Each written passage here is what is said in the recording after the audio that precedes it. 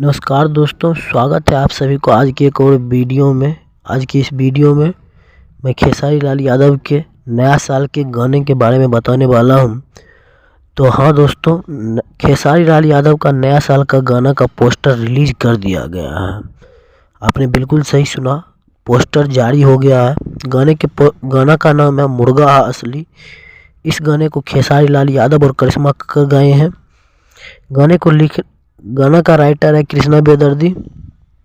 इस गाने में काम किए हैं महिमा सिंह और इस गाने को रिलीज किया जाएगा खेसारी म्यूजिक वर्ल्ड से। और इस गाने में म्यूजिक दिए हैं आर्या शर्मा और बताया जा रहा है कि ये गाना लगभग 30 तारीख को रिलीज कर दिया जाएगा। फिलहाल अब इसका कोई फाइनल डेट नहीं है कि 29 को आ जाएगा कि 30 आ जाएगा, लेकिन ये है कि 29-30 को आ जाएगा। और गाना बहुत ही खतरनाक होने वाला, और कुछ दिनों से खेसारी लाल यादव जी का गाना भी नहीं आ रहा है, तो इस गाने को बवाल मचा देना है। तो कैसा लगा ये वीडियो कमेंट बॉक्स में ज़रूर बताइएगा। मिलते हैं किसी अगले वीडियो में, तब तक के लिए बाय।